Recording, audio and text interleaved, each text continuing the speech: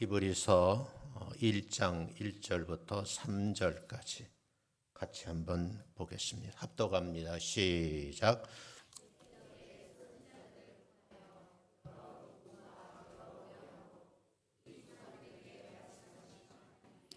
이 모든 날 마지막에는 아들을 통하여 우리에게 말씀하셨으니 이 아들을 만유의 상속자로 세우시고 또 그로 말미암아 모든 세계를 지으셨느니라.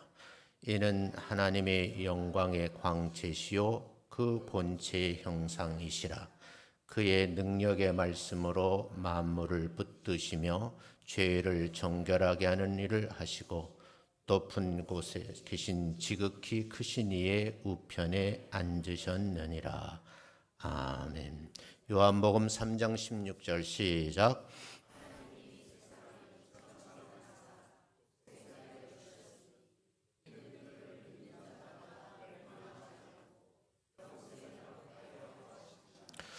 여러분 가족인 성경으로 한번 돌아가 보겠습니다. 사도행전 설교 속에 내가 해야 되겠네요. 여러분 지금 읽으면 시간이 지나니까 옆 사람과 같이 인사하겠습니다. 만나 뵙게 해서 반갑습니다. 인사합니다. 다시 한번요. 건강의 복을 누리시기 바랍니다. 라고 인사합니다. 밝은 모습으로 여러분들을 뵙게 돼서 참 기분이 좋은 것 같아요. 어쩌면 한 달에 한 번 제가 강단에 서는데 저를 보고 인상을 쓰면 어떠나 걱정을 했는데 표정이 참 밝으셔서 마음에 좀 부담이 없는 것 같아요.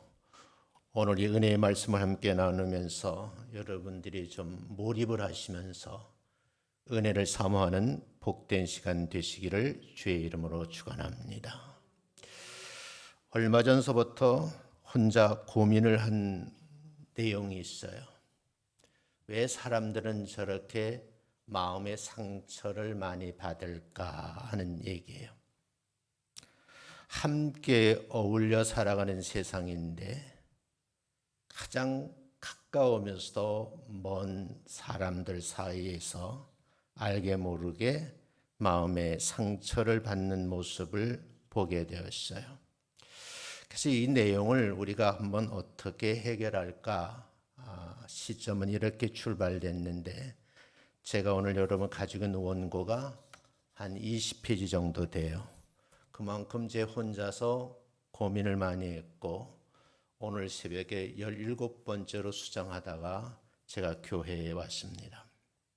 이 물음에 답을 찾기 위해서 시작은 이렇게 시작했어요. 도대체 마음은 어디 있는 것일까? 이 마음이 어디 있는 것일까? 평범한 것 같으면서도 대답하기 어려운 질문인 거죠. 그래서 이 질문을 여러분에게 드리지 않고 내 자신에게 질문을 하고 답을 찾는 방법으로 설교를 하려고 합니다. 우리는 여러 번 반복되는 말 속에 가장 많이 쓰는 말 중에 하나가 마음이라는 말이에요.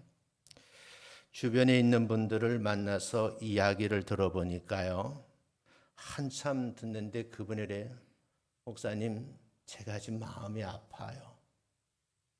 그래서 한 10분 정도 그분의 아픈 마음 이야기를 들어보는 거예요.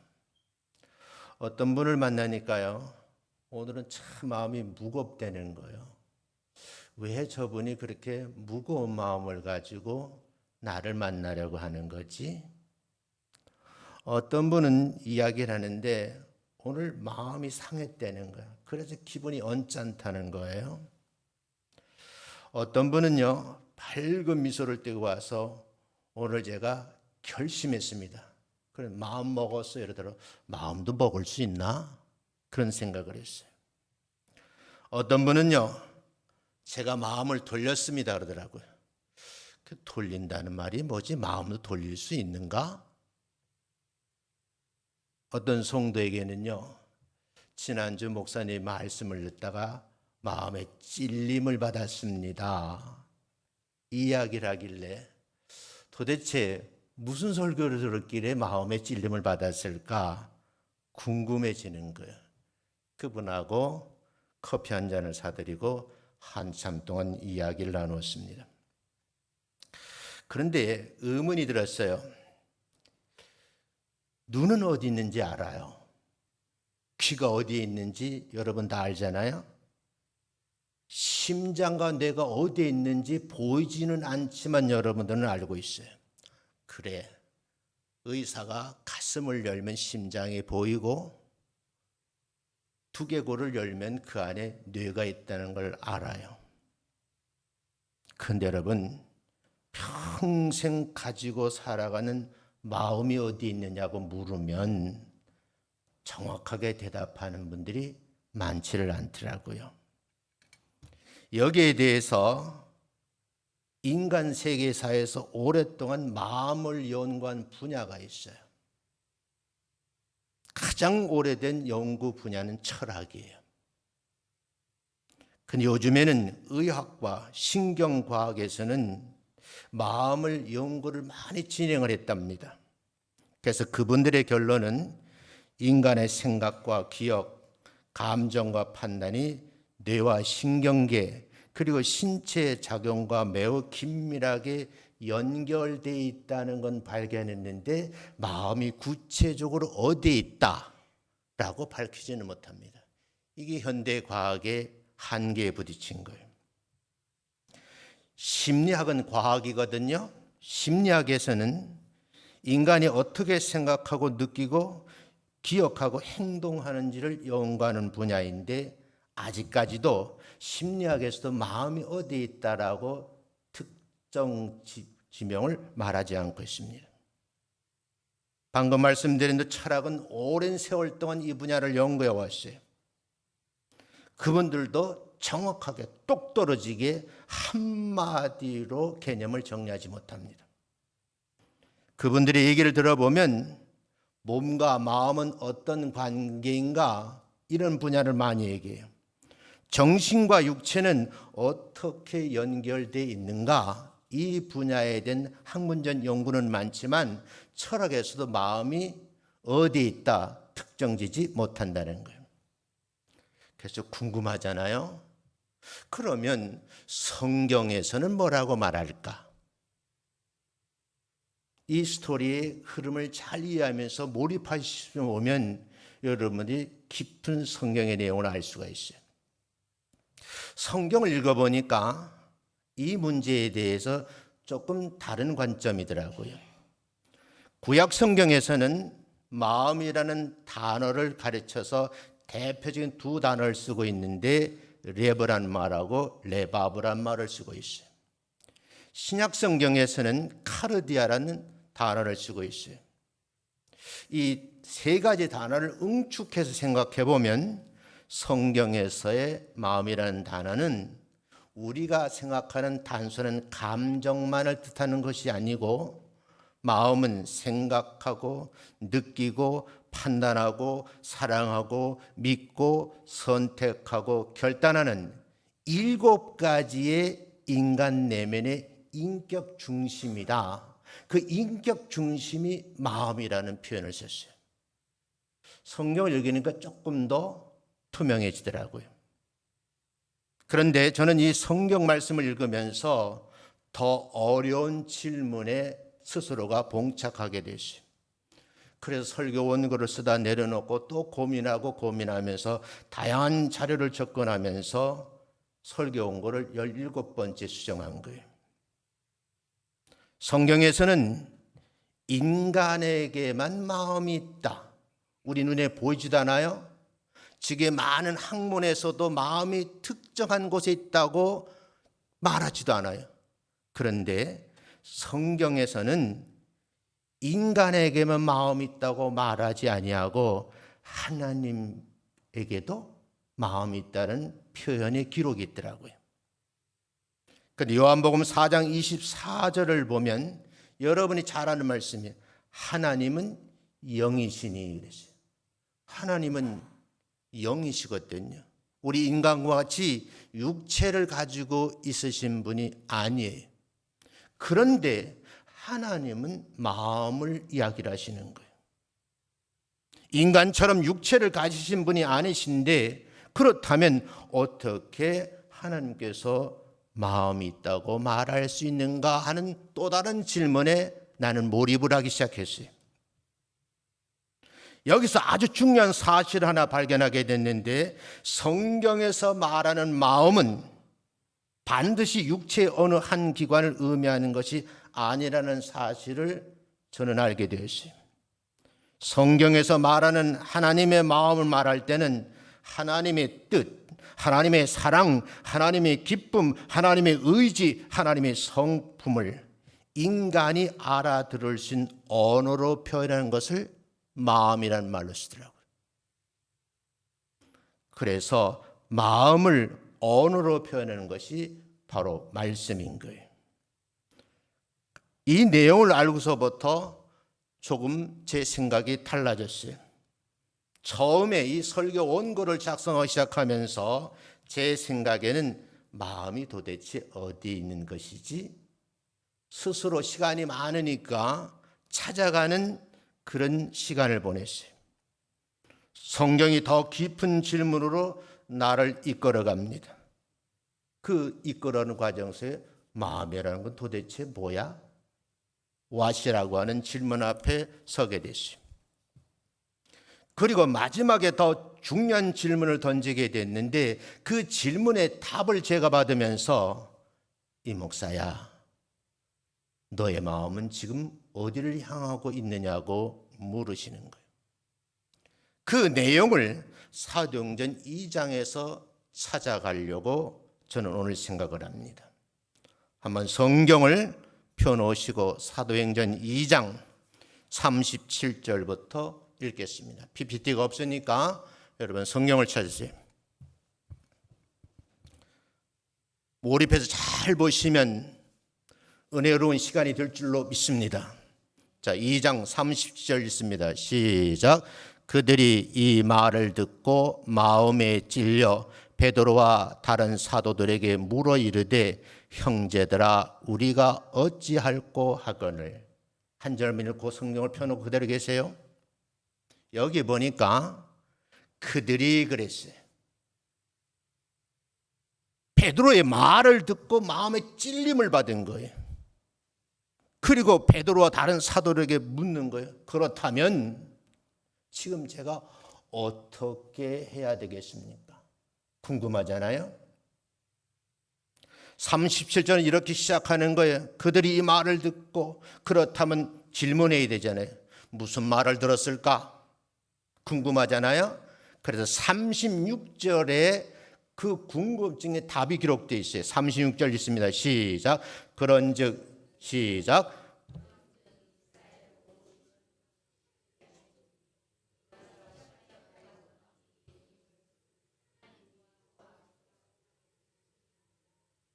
(36절에는요) 너희가 십자가에 못 박은 예수님을 하나님께서는 너희의 주인이 되게 하시고 너에게 그리스도가 되게 하셨다는 말을 들은 거예요.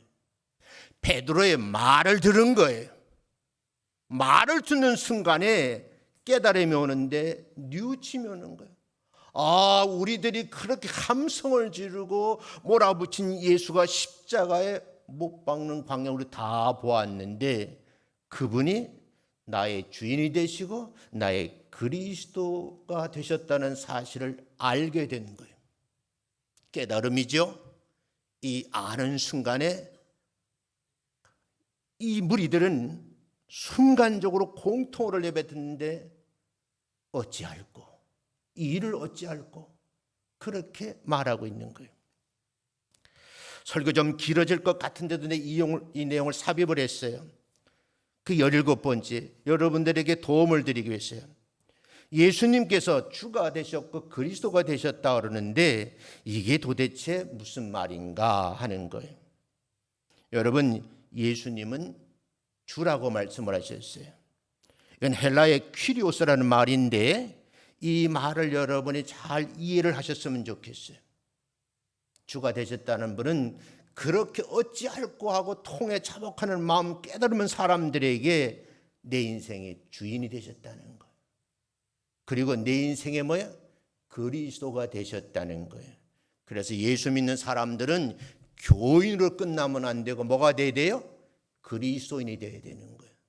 동시에 말씀드리면 여러분들이 참 그리스도인이 되기 위해서 늘 하나님 고백을 하셔야 할 말씀이 있어요. 그게 뭐 기도 속에도 마무리할 때 그냥 예수님의 이름으로 기도합니다. 주님의 이름으로 기도, 그게 아니고 주 예수 그리스도의 이름으로 기도합니다. 이렇게 마무리했으면 참 좋겠어요. 믿어지시면 아멘.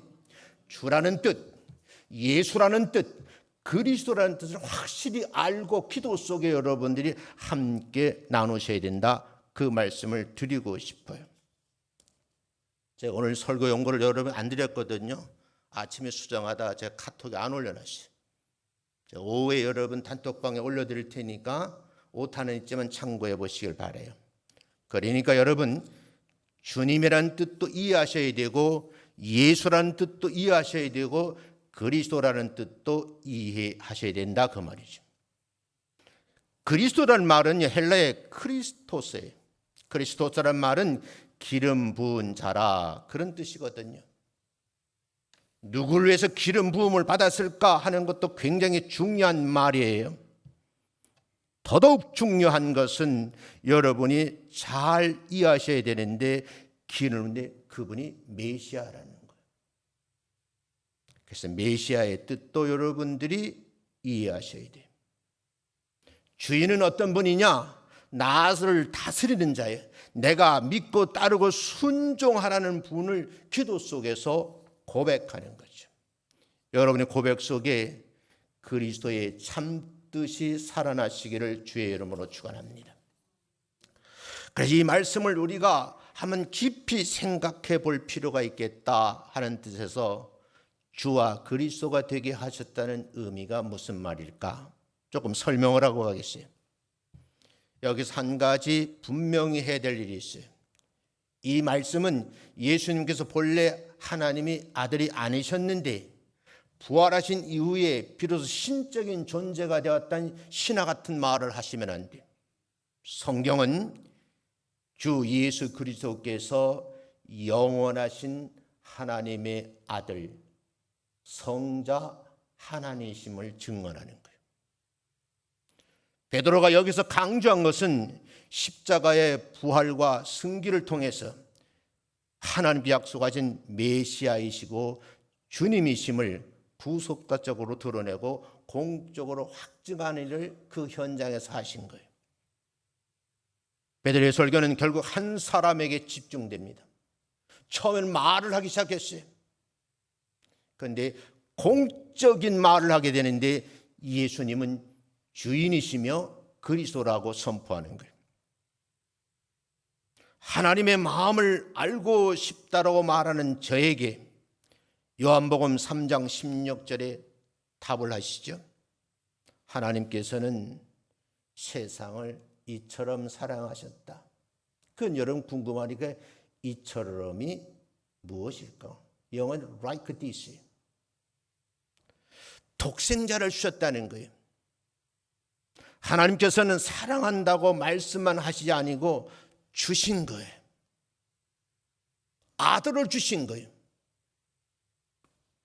그런데 그 아들은 우리가 세상에 말하는 하나밖에 없는 내 몸속에 태어난 그 아들 그런 뜻이 아니에요. 깊은 의미가 있어요. 이 내용은 여러분이 성경 공부하시면서 목사님에게 더 깊이 배우셨으면 좋겠어요. 어쩌면 막연한 느낌이나 추측에서 발견된 것이 아니라는 거죠. 하나님의 말씀과 예수 그리스도의 십자가에서 분명하게 드러내시기 위해서 내가 너를 어떻게 사랑했느냐, 보좌에 앉은 예수 그리스도가 인간의 몸을 입고 이 땅에 오셔서 너희들을 구원하시기 위해서 죄 많은 인생들을 하나님 나라에 데려가기 위해서 이렇게 하셨다라고 하는 내용이 있던 뜻이에요. 그런데 여러분, 저는 이 설교 원고를 쓰면서 하나 문제를 발견했어요. 하나님의 말씀이 선포되어도 사람들이 듣지를 않더라는 거예요. 귀담아 듣질 않아요. 요새 젊은이들 상대해서 강의를 해보면요, 교수님의 강의를 듣질 않아요. 강의는 다 뒷전이고요. 그 큰 중강당 강의실에 90명, 100명 들어왔는데 놀라지 마세요. 80%, 90%는 다 스마트폰 보고 있습니다. 이게 지금 현실이에요. 저희 친척에 고등학교 선생님이 계세요. 은퇴할 때가 됐어요. 대화를 나눠보니까 그분 솔직히 말하더라고요. 선생질 못 해먹겠대.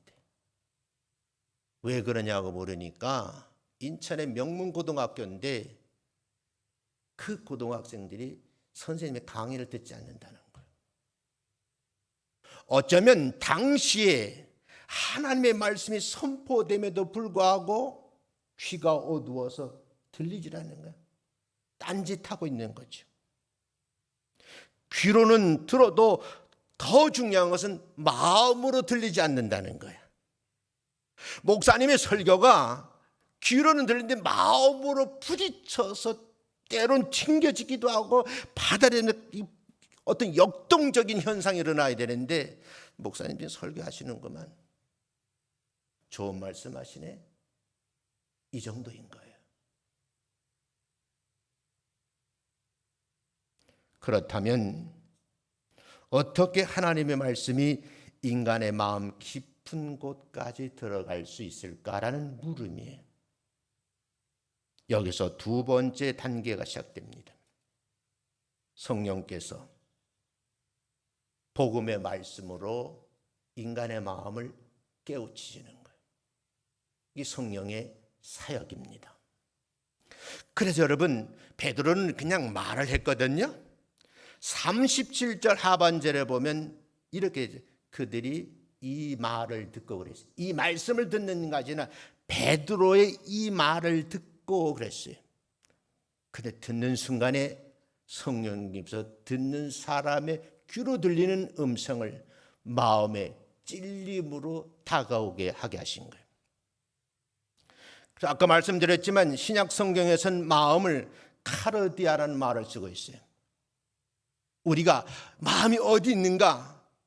우리 신체 속에 있는 어떤 특정 기관이 아닐까 하고 생각을 하게 되는데, 이 카르디아라는 말은 인간이 생각하고 판단하고 믿고 결단하는 내면의 중심을 뭐라래? 마음이란다. 인간의 눈에 보여 안 보여요? 보이지 않아요. 우리가 두뇌는 볼 수 없어요. 근데 여러분, 두개골을 열면 보이잖아요. 심장은 볼 수가 없어요. 수술하라고 열어보면 심장이 이렇게 생겼다 알 수가 있어요. 근데 여러분, 아주 중요한 말인데 베드로는 그냥 증언하는 거예요. 근데 이 베드로의 말을 듣고 왜 마음에 찔림이 왔을까? 여러분, 내면의 중심에 화살꽃이 딱 꽂히는 거예요. 그래? 근데 하반절에 아주 중요한 말씀을 하고 있는데 이런 얘기죠. 우리들이 십자가에 못 박은 그 예수님이 하나님께서 우리에게 보내신 메시아구나 하는 걸 알게 된 거예요. 아, 그렇구나. 메시아였구나. 그런 메시아를 우리들이 십자가에 매달리는 역할을 우리가 했네. 그러니까 베드로의 말을 듣고 마음에 뭐야? 찔림을 받은 거예요. 마음에 상해지는 거예요. 그래서 어찌할꼬라는 말을 하고 있는 거예요. 이걸 현대로 번역하면 내 마음에 찔림이 다가오니까 목사님, 지금 내가 어떻게 해야 돼요? 이 말이에요.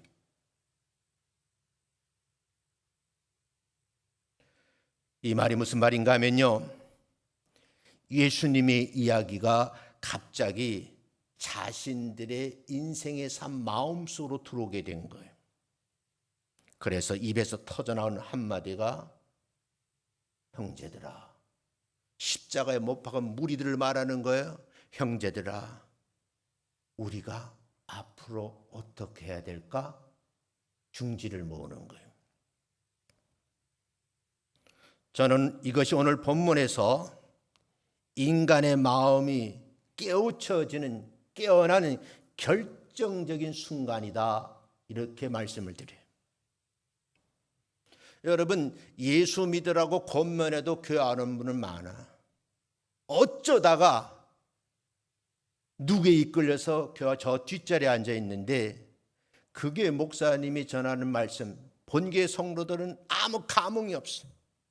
근데 그분에게 마음의 찔림을 받고 오늘 등록하고 진짜 예수님이 되는 경우가 많아요. 오늘 현실 속에서 우리 교회가 빈자리가 많은 것은 뭐냐? 저의 진단은 마음의 찔림이 없는 거예요. 말씀이 귀에 들려졌는데 들려진 그 말이 마음속으로 내려오지 않는다는 거예요. 그래서 저도 설교할 때 준비 기도를 많이 해요. 하나님, 내가 이 원고를 작성해서 읽지만 나의 표정, 나의 손짓, 나의 눈빛을 통해서라도 은혜 받는 성도가 있게 하옵소서. 그렇게 기도한답니다.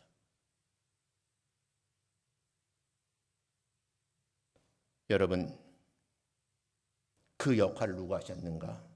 성령님께서 선포되는 말씀 속에서 나의 귀로 흘려들을 말씀을 통해서 내 심장, 마음의 찔림을 받게 하시는 거예요. 그때 고백이 뭐예요? 아, 이게 나에게 하시는 말씀이구나. 그래서 여러분, 이분들의 형제들아, 우리가 어찌할꼬? 교회 안에는 권사님, 내가 오늘 말씀을 듣는데 내가 앞으로 어떻게 해야 돼요? 하는 성도들이 많아야 그 교회가 회심 중심의 교회인 거예요. 우리가 설교를 들으면서도 얼마든지 생각이 딴 데가 있어요. 우리의 몸은 교회당에 앉아있는 생각은 뭐예요? 저 미국에 가 있는 사람도 있어. 미국 라스베가스 거리 왔다 갔다 하잖아 지금요. 어떤 사람은요 지금 주방에 왔다 갔다 해. 가스불은 끄고 왔나 안 끄고 왔나. 몰입이 안 되는 거예요. 근데 어떤 분은 그래요. 야, 목사님 은혜를 말씀 전하시는데 정말 우리 남편이 들었으면 참 좋겠는데. 아니, 우리 마누라가 들었으면 참 좋겠어. 우리 애들이 들었으면 좋겠는데 다 상대방이 들어야 되고 내가 들을 말씀으로 받지 않는다는 거예요. 성령께서 우리의 마음을 문을 여시면 질문이 달라진다는 말씀을 드리고 싶어요. 주님, 이 말씀이 제게 하시는 말씀이시죠? 그럼 두 번째 질문에 그러면 제가 앞으로 어떻게 살아야 될까요? 제가 서론에 말씀드렸잖아요. 어떤 마음이 상했대. 마음에 큰 상처를 받았대. 목사님 어떻게 해야 될까요? 그때 목사님이 답을 하는 것이 아니라 목사님은 중보 기도하기 시작해요. 강단에 엎드려서 하나님, 아무개 집사님이, 아무개 권사님이, 아무개 장로님 이런 문제로 내게 찾아와서 의논을 했습니다. 내가 해결할 수 없습니다. 성령님, 이 문제를 해결한 열쇠를 가지고 계시니 성령님께서 이 문제에 개입해 주십시오. 목사의 기도는 그런 기도예요. 여러분, 양심 자체가 최종 기준은 아닙니다. 인간의 양심도 죄로 인해 무뎌질 수 있고 잘못 형성된 사람들도 있어요. 그래서 성경은 화인 맞은 양심이라 그래요. 그래서 우리 양심도 말씀과 성령빛 아래 늘 조명을 받아야 되는 거예요. 때로는 말씀이 우리를 위로하지만 때로는 우리를 찌르거든요. 그러니까 여러분, 베드로가 말을 했는데 그 말이 귀로 들렸는데 마음에 들리기를 답을 알게 뭐예요? 형제들아, 이 일을 어찌할꼬?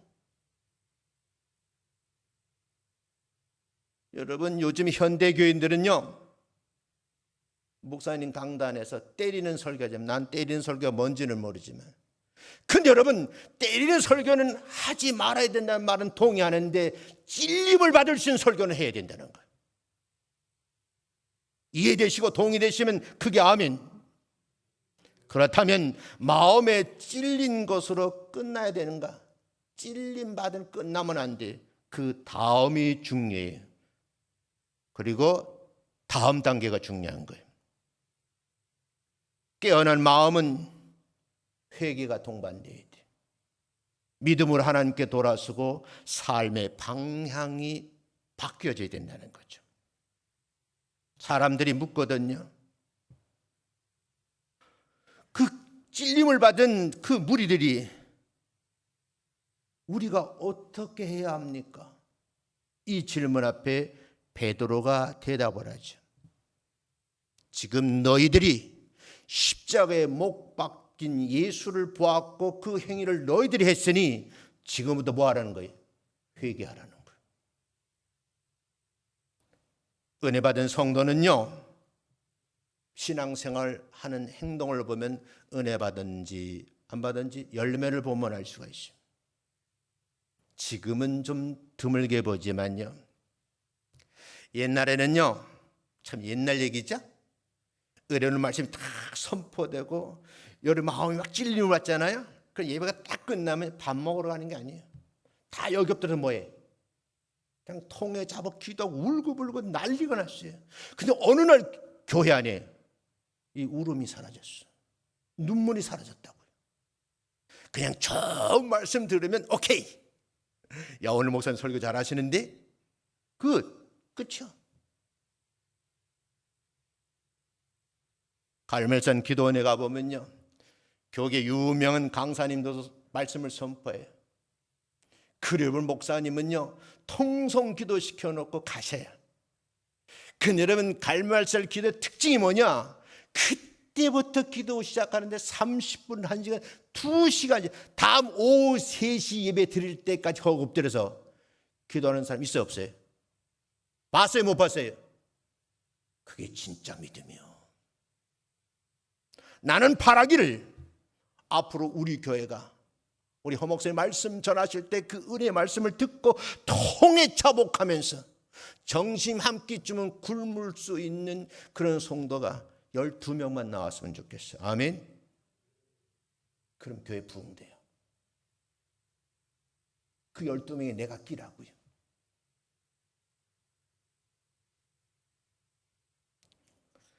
오늘 처음에 던졌던 질문에 대한 답이 분명해집니다.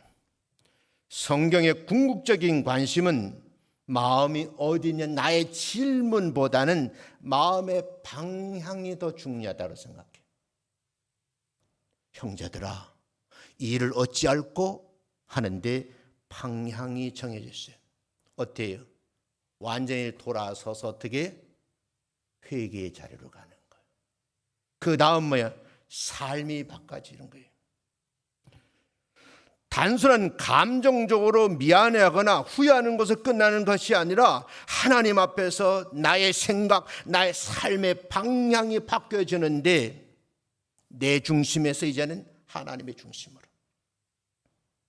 죄인에서 그리스도의 품으로, 불순종의 순종으로 자기 중심적 사고에서 하나님 말씀대로 살려고 삶의 방향이 전환되는 거예요. 여기서 순서가 바뀌면 안 된다는 거예요. 우리가 착하게 살아서 하나님께 받아들여지는 거 아닙니다. 우리 스스로 마음을 고쳐먹어서 구원에 동참하는 게 아니에요. 하나님의 은혜가 먼저인 줄로 믿습니다. 나는 이렇게 생각해요. 그 당시 무리들을 보면요, 모든 사람들이, 특정 유대인들이 예수를 십자가에 못 박는 일에 다 일조했어요. 베드로도 방관했어요. 닭이 3번 올 때까지 어떻게 했어요? 부인했잖아요. 성령님께서 베드로의 마음에 들어오셨어요. 그래서 사도행 2장에 보면 그래서 말씀을 그냥 자기가 평상시 있던 말을 하는 거예요. 그 말 안에 성령이 개입하시니까 그 말이 뭐가 돼요? 말씀이 되잖아요. 그 말씀을 듣는 성도들이 뭐야? 형제들이여 이 일을 어찌 해야 되겠습니까? 하고 공론화가 시작되는 거예요.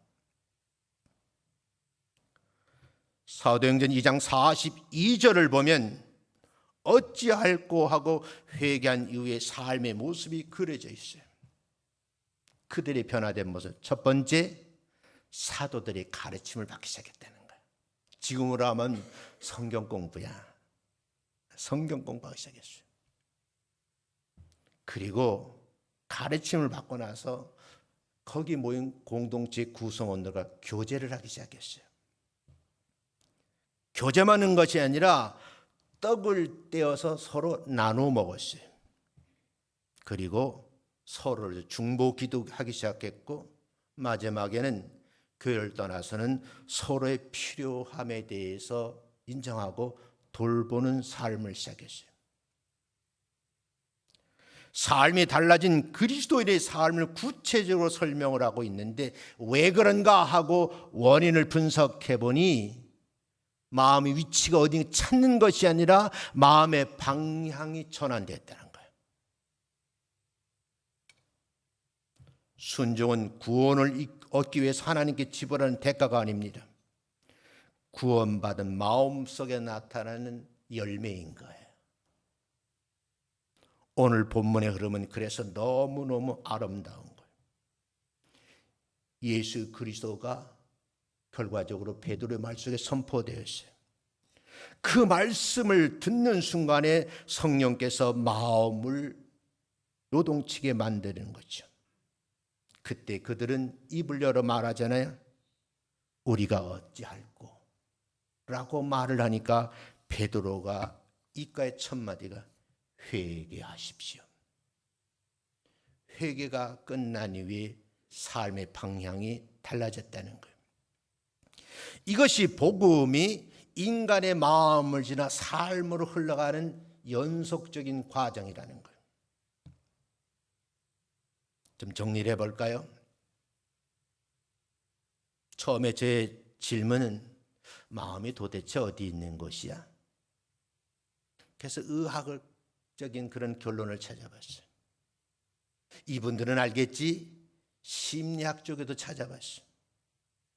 이분들은 많이 연구해서 수천의 역사를 가지고 계신 철학자는 알게 철학책도 찾아봤어요. 그런데 그 어느 곳에도 마음이 특정 장소에 있다고 말하는 연구 결과는 없어요. 근데 여러분, 이 호기심에서 출발했는데 처음에는 마음의 주소를 찾으려고 뇌일까? 심장일까? 아니라 몸 어딘가는 있겠지. 의학 관련 문헌도 찾아보고 철학적 질문도 해요. 심리학을 찾아봅니다. 그러다가 성경을 읽다가 놀라운 사실을 발견했어요. 영이신 하나님께도 성경은 마음이라는 표현을 쓰고 있더라는 거예요. 그래서 이 설교가 6편이 만들어져 있습니다. 질문이 달라졌어요. 마음이 어디 있지에서 성경에서는 마음의 방향을 말하는 거예요. 내 마음은 지금 어느 쪽을 향하고 있느냐고 오늘 말씀 속에 여러분 질문을 던지는 거예요. 여러분, 지금 여러분의 마음은 어디를 향하고 있어요? 돈이에요? 건강이에요? 성공해야 됩니까? 자녀들이 마음속에 있어요? 서론에 말씀드린 마음의 상처예요? 누구란 미움? 내 미래에 대한 두려움입니까? 이런 것이 아니고 나의 고민은 예수 그리스도라고 말할 수 있으면 지금 여러분 진짜 예수님입니다. 내 삶의 주인은 누구이십니까? 그래서 베드로가 주와 그리스도로 말하잖아요. 너희들이 십자가에 못 박은 그 예수님이 너의 주인이고 너의 그리스도라고 말하는 거예요. 그렇다고 하면 베드로의 깨우침처럼 깨우침을 받은 성도들이 그렇습니다. 내가 십자가에 못 박은 일에 동일했던 우리 자신 너무너무 부끄러워서 참회 회복을 했는데 앞으로는 내 인생의 주인이 예수님이십니다로 고백을 하면 그때부터 뭐예요? 그리스도인이 된 거예요. 내 욕심보다 주님의 뜻을 구하는 거죠. 내가 원하는 길보다 주님께서 기뻐하는 길을 매일매일 물어야 돼. 눈을 뜨면 물어야 돼. 하나님, 오늘 주님의 뜻을 쫓아 무슨 일을 해야 될까요? 라고 묻는 거예요. 그 물음이 바로 기도입니다. 예수님이 그리스도라면 다른 곳에서 궁극적인 구원을 찾을 필요가 없이 그분이 하나님께서 보낸 구원자이시기 때문입니다. 사람에게는 누구에나 보여지지 않는 마음이 있어요. 웃고 있지만 마음의 쓰라림을 느끼는 사람이 있어요. 괜찮다고 말하지만 사실은 마음의 아픔이 너무 큰 거예요. 오랫동안 기도했지만 응답되지 않아서 지쳐있는 그런 마음을 가진 분들도 있어요. 사람은 그 마음을 다 모릅니다. 심지어 부부로 30년, 40년, 50년 살아도 배우자의 마음을 알 수 있을까요? 물어보고 싶었어. 이 질문은 누구에게? 허장로님에게. 제일 오래 사셨으니까. 권사님 마음 알아요? 그 봐요. 모른디야. 권사님, 장로님 알아요? 몰라요. 모르는데 살잖아. 근데 여러분, 우리의 마음을 꿰뚫어 보신 분 누구예요? 하나님이시죠. 그 깨우침을 주는 분이 성령님이시라 그 말이죠. 하나님께서 오늘도 복음의 말씀으로 우리의 마음에 찾아오셔서 위로하시고요. 때로는 책망하셔요. 그 책망을 들을 때 찔림을 받으셔야 돼요. 그때를 피하시면 안 된다는 거예요. 그 마음의 찔림이 오는 말씀을 딱 들을 때 목사님은 환하게 웃으면서 그런 내용의 설교는 아니지만 내 마음에 그 말씀 구절에 탁 찔림이 오면 오늘은 내게 하는 말씀이시구나. 받으시고 그때 못해요. 삶의 방향을 바꾸라는 메시지를 받으셔야 돼요. 여러분, 방금 장로님 4번 얘기 들었잖아요. 평생 상대방 바꿔달라고 기도했지만 내 남편 바뀌어 안 바뀌어? 안 바뀌어. 바뀌어질 수가 없어요. 내 아내가 이렇게 바뀌었으면 참 좋겠다. 나도 40년 가까이 살아 안 바뀌더라고. 그래서 포기했어. 포기한 게 뭐냐? 요즘 비유 맞추는 거 오히려. 이 친구가 이런 생각을 가지고 있구나. 그럼 알아서 그냥 우리 세상 사람은 기우면 되는 거예요. 그 언어를 알아야 돼요. 그래서 오늘 설교를 전체를 한 문장으로 정리를 하면 하나님의 마음은 예수 그리스도의 복음을 통해서 우리에게 전달이 되고 성령님께서 귀로 들린 그 말씀을 어떻게 해요?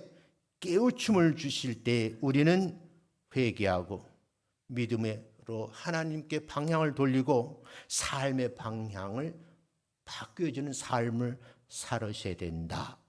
그 말씀이에요. 그렇다면 내 마음이 어디에 있는가라고 묻지 말고 의학에서 해결 못했어요. 심리학에서 아직도 특정 장을 지정하지 못해. 철학에서 아직도 논쟁거리야. 이런데 여러분 신경 쓰지 말고 한 걸음 더 나가서 말씀이 들려할 때 하나님, 내 마음이 세상을 향해 있었습니다. 방향을 주님께로 포커스를 맞추겠습니다. 그러면서 질문하셔야 돼요. 예수 그리스도가 나의 주인이심을 고백하는 그런 정답, FM, 이 정답을 매일매일 신앙 속에서 고백하시기를 주의 이름으로 축원합니다. 마지막으로 성경 질문을 한 번 더 하겠습니다. 내 마음은 하나님의 마음과 같은 방향으로 이렇게 일치되어 있는가? 잠언 4장 23절에 이렇게 한번 찾아보세요. 잠언 4장 23절. 나면 생각하지 마시고 찾으셔.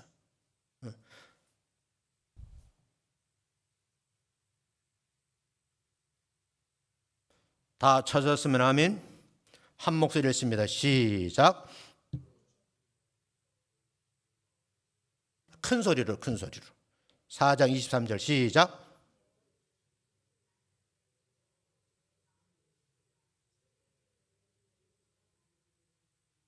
이 한 목소리 일치가 안 되네. 지킬 만한 것 중에 내 마음을 지키라는 거예요. 하나, 모든 all things. 그리고 왜 지켜야 되는가? 이유를 설명하길 생명의 근원이 어디서 나요? 마음에서 남이라. 그래서 이 마음이 중요하다. 마음의 방향이 결국 삶의 방향으로 나타나는 한 주간 되시기를 주의 이름으로 축원합니다. 말씀을 통해서 하나님의 마음을 알아가시는 그런 특별한 한 주간 되시기를 부탁을 드리겠어요. 예수 그리스도 안에서 하나님의 사랑을 하나하나 발견해 가시는 거예요. 성령님께서는 굳어진 마음을 어떻게 녹이시면서 부드럽고 연하게 만들어 유한 사람으로 변화시켜 줄 줄로 믿습니다. 때로는 말씀을 읽다가 설교 말씀을 듣다가 나를 찌를 때 피하지 말고 주님께서 말씀을 나를 찌르니 너무나 고통스럽습니다. 어떻게 해야 될까요? 형제들아 어찌할꼬 어떻게 해야 될 물음이 여러분 이 한 주간 있으셔야 돼요. 예수 그리스도를 나의 구원자이신 그리스도로 믿는다고 하면 나의 삶을 다스리는 주로 고백하고 날마다 하나님을 향하여 돌아서는 저와 여러분이 되시기를 주의 이름으로 축원합니다.